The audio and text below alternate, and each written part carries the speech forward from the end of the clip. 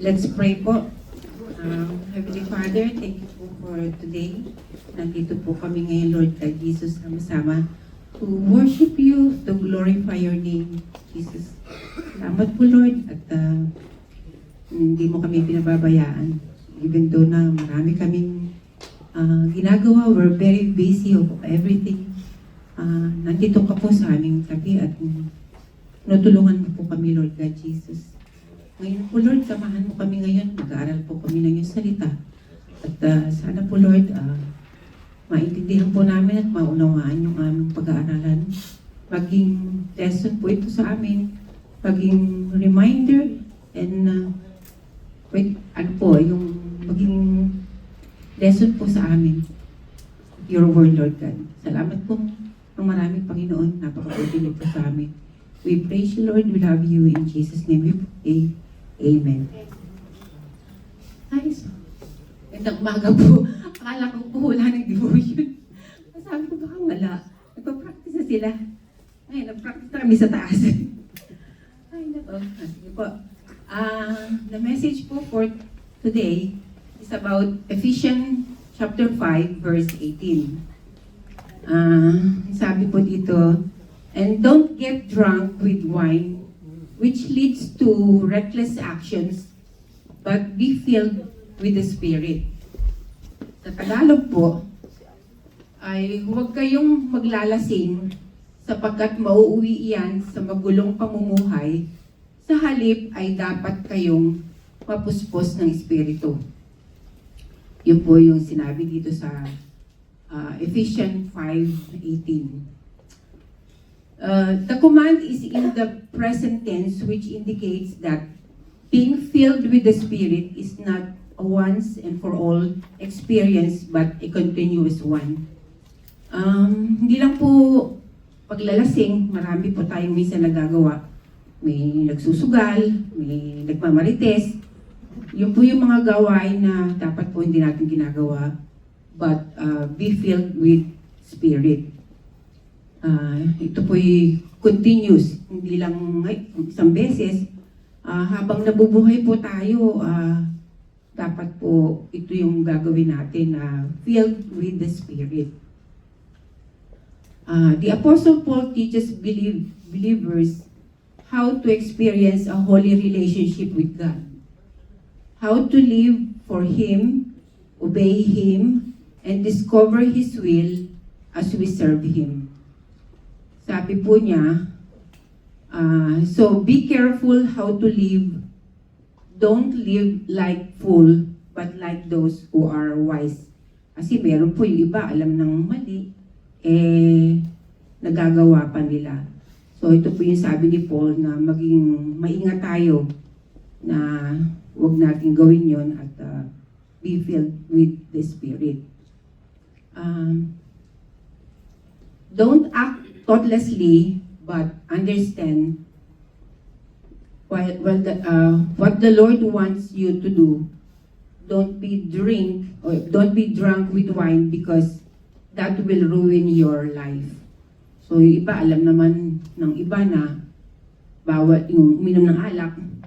Talaga pong minsan may nagagawa tayong hindi ka nais-nais. Yung influensya ng wine sa atin, nakakasira talaga sa buhay natin.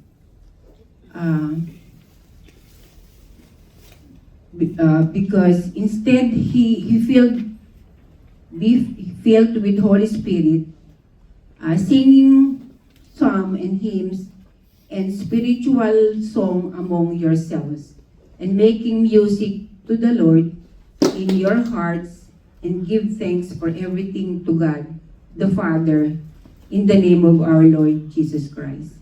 Yung pong ginagawa nating worship night the last time, at saka po yung pagba-Bible study natin, yung Don't Watch, yun po yung mga tayo, yung mafe-feel tayo ng Spirit. Di po ba nung worship night natin, parang pag po tayo nagpe-praise, kumakanta sa Panginoon, doon po nafe-feel yung puso natin ng Holy Spirit. Kaya yun po ang importante sa lahat, instead po na mag-inom tayo ng alak at saka ng mga bagay na hindi maganda. The pagan people of Ephesus, nung unang panahon pa po, of Ephesus, they worship their God in drunken orgies. They believe that to commune with their gods, and to be led by Him, they had to be drunk. So, yung si Paul po, nakita niyo siguro na yung mga pagan people ng Ephesus, they worship their God kasi nga hindi sila naniniwala sa Panginoon. Yung God po nila, they really drink wine, and then yung mga malalaswang hindi maganda, hindi ko na po sasabihin yung orgies. Alam niyo na po siguro yung meaning. Hindi po maganda talaga dahil, kaya po sinabi niya dito na be filled with Holy Spirit instead of doing those things. We are filled with the Holy Spirit when we cautiously consider our actions and yield ourselves to the Spirit power, allowing Him to guide, influence, and govern our behavior. We carefully align our daily choices and decisions with the wisdom and truth the Scripture teaches us. Yung pag po tayo na-filled ng Holy Spirit, kailangan po we are cautious in everything, yung mga action natin, maging maingat po tayo. At saka yung pag-influence sa atin ay yung mga action din natin, kailangan po maging cautious tayo dahil it govern our behavior. At saka po yung ating daily choices and decision with the wisdom, yung Holy Spirit po ang mag-guide sa atin. Yun po yun. At saka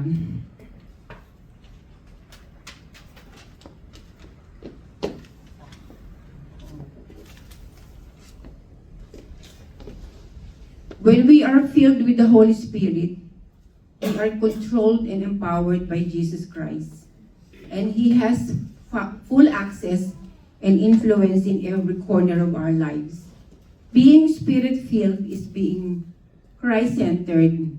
It means that Jesus controls us and is living His life through us. So tayo po, pag may Holy Spirit, siya po yung nagkukontrol ng buhay natin, yung mga action natin, yung mga decision natin, siya po yung nagkukontrol. At alam naman natin na He dwells in us, yung Holy Spirit. Sin and rebellion against God's will hinder us from being filled with the Holy Spirit. When we give in to sinful temptation, worldly desires. Yun po yun yung when we lose control and do what we know is wrong. So, pag po tayo nagkakasala at saka yung rebellion, nahihinder po yung Holy Spirit. So, iwasan po natin sana na medyo na nagkakasala tayo at yun po na may hinder, parang napipigilan o na ano tawag dito? Hinder, yung parang nahadlangan sa Tagalog. Kaya wag po tayo, yung sin and rebellion, tandaan po natin, against God will hinder us from being filled with the Holy Spirit. Yung pong, iba po kasi yung indwelling of Spirit at saka yung filled with the Spirit. Yung indwelling po, remember, when you become a Christian, there is a battle. Di po ba, merong old nature and new nature. Yun po yung indwelling of the Spirit. Yung pong Spirit ni Lord na dwell po sa atin. At meron nga pong poem, tula. Nabasa ko lang to sa book. There's two natures beat my breast. The one is foul and the one is blessed. The one I love and the one I hate and feed will dominate. Sabihin po yung dalawang nature natin merong blessed, merong foul, saka yung minsan the one you love and the one you hate. Pero yung pag finifeed niyo po yung bagay na yun, that will dominate. Yun yung mangingibabaw. For example po, lagi kayong nanonood ng YouTube. Lagi kung ano-ano yung mga napapanood nyo. May mga TikTok, may mga kung ano-ano. Kung ano po yung lagi nyo pinifeed sa isip nyo, sa mind nyo, sa puso nyo, yun po talaga ang magdo-dominate sa atin, sa action natin. Kaya, kung sana yung mga pinapanood natin maganda, o yung nakakalugod sa puso natin, sabi nga natin, yung field of spirit is about worshiping God, singing psalm and song and music to the Lord. Yun po yung nakaka-field ng spirit natin. Kaya iwasan po natin yung mga bagay na yung pinifeed natin sa isip natin, lalo na kung hindi maganda. And also, when we lose control and do what we know is wrong, huwag natin gawin. When we sin, we should confess our transgression to God as soon as possible. In 1 John chapter 1 verse 19 says, "If we confess our sins, He is faithful and just and will forgive us and forgive our sins and purify us from all unrighteousness."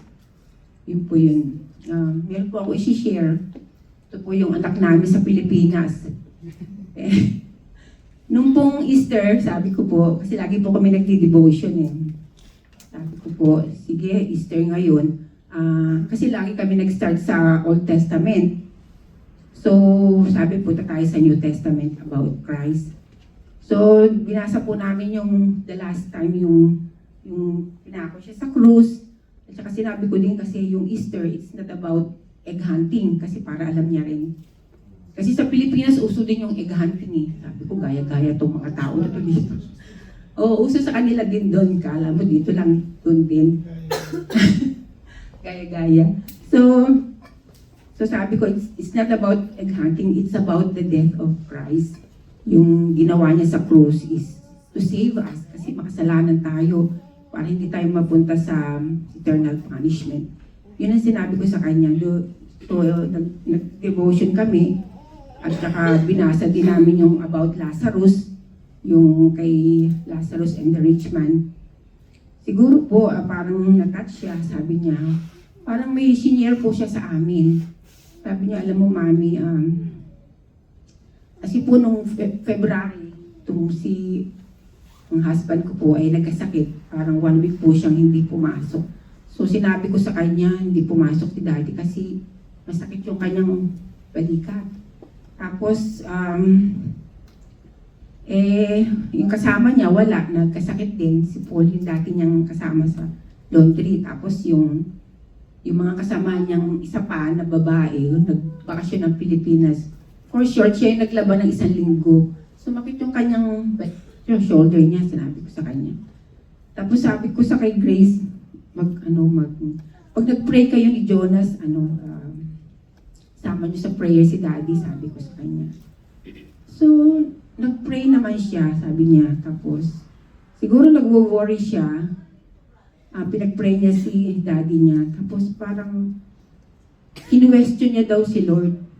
Sabi niya, bakit si Daddy?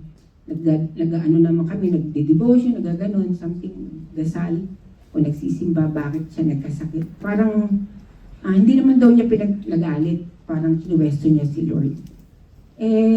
Parang naano daw siya, parang wala daw siyang makausap sa bahay kasi si Jonas yung boyfriend niya. Nakatira sa amin pero hindi naman sila nagsasama. Naka-separate na room. Tapos, nagtatrabaho na kasi yun pero may company outing. Siya yung committee, so busy din siya. So wala daw siyang makausap, sabi niya ganun. Parang nag-ano siya sa AI. Nag-consult siya. Tapos sabi ko, ano sinabi ng AI? Sabi niya, may mga sinabi pero hindi niya masyadong sinabi sa amin.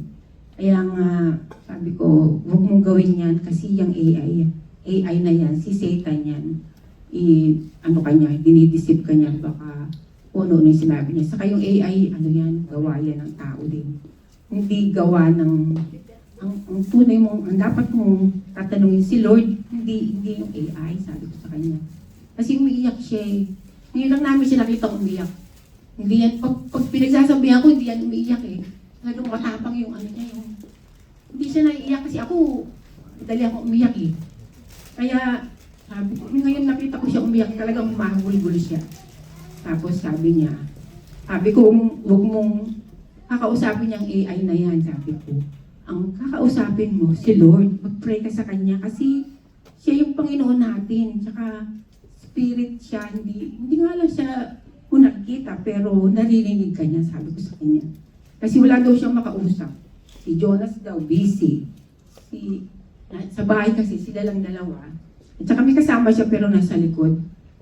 So siguro, nung nagbabasa kami ng devotion about Christ, baka naiintindihan niya na Jesus is died for us, for our sins. Kaya sabi niya, nung nalaman daw niya na umokay na yung daddy niya, kasi napunta kami sa doktor, doon sa ortho, parang sinaksakan siya ng steroid. Kaya parang gumaan yung pakiramdam niya, hindi na daw masyadong masakit. Sabi ng doktor, up to 1 to 10, ano? Sabi niya 3. Sabi ko, wala na nga itong nararamdaman. Kaya pala yung steroid pala, so tinanong ko sa doktor how long it lasts. Kasi alam ko hindi naman yan permanent. Sabi, it takes 4 to 5 months ang effectivity niya. So sabi ko, ganun, paano pag wala na yung effect? Kaya, titignan pa niya. Ano ba, Daddy? March siya nagpa-inject eh. So, bilangin natin kung ilang buwan. Sabi. Yun. Pero nung nalaman niya okay na, nag-repent siya, nag-confess siya kay Lord na nag-sorry siya. Sabi ko, oo, sabihin mo, mag-sorry ka dahil in-question mo siya. Basta ang tanong, hindi mo siya pinagalitan o hindi ka no? Alam mo na, yung nagalit, yung masamang galit. Sabi ko, no, kasi kinukwento rin namin kay Grace yung about yung mga tao sa Bible. Si David, nagkasala siya pero talagang nagrepent siya sa kasalanan niya. Ganon din si Moses, si Joshua. Kasi nasa ano pa lang kami, nasa Samuel. Nagsimula kami ng Genesis, hanggang ngayon sa Samuel pa lang kami.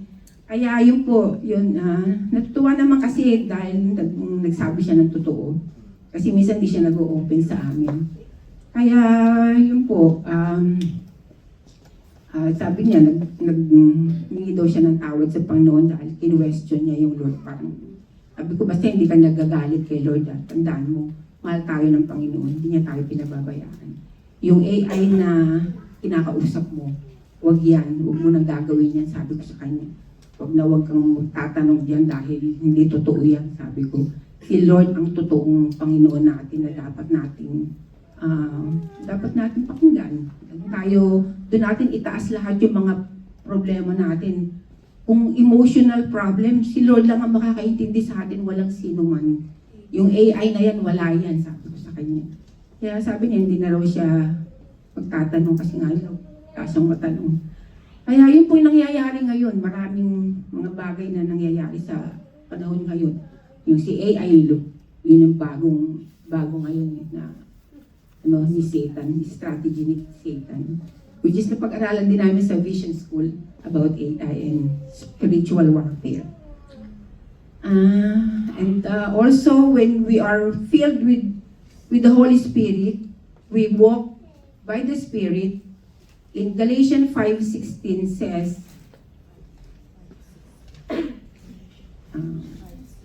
so I say, let the Holy Spirit guide your lives. Then you won't be doing what your sinful nature craves. Yun po ang tutulong sa atin. Yung sinful nature natin. Although meron tayong sinful nature and yung isang nature na galing kay Lord. Sa Tagalog po, yung Galatians 5:16, sinasabi ko sa inyo, ang espiritu ng gawain, ang gawin ninyong patnubay sa inyong buhay at hindi kayo magiging alipin ng hilig ng laman. At saka meron din po sa if we are filled with the Holy Spirit, we walk by the Spirit and are led by the Spirit, live by the Spirit, keep in step with the Spirit. That was in Galatians 5:25. A heart overflowing with music, joy, and thankfulness to God usually signals a believer who is filled with the Holy Spirit. Believers as those who submit to one another out of reverence for Christ. We can be filled with the Holy Spirit daily by yielding our will to God in submission and obedience to His Word. O, yun lang po. Kaya pinaka-importante po talaga yung obedience natin sa Panginoon. Yun lang po.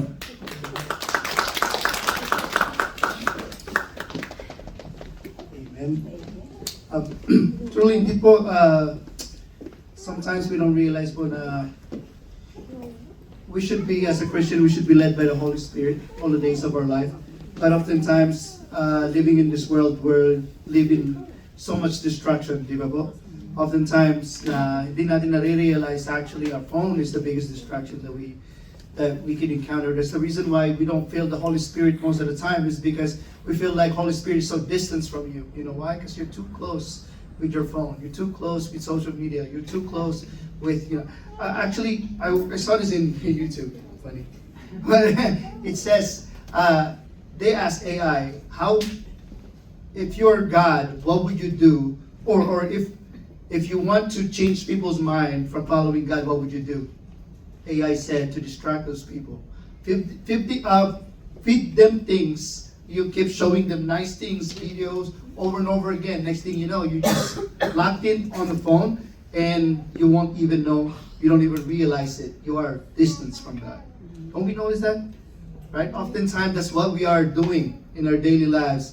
Bible is not being opened anymore, but phone is. Amen?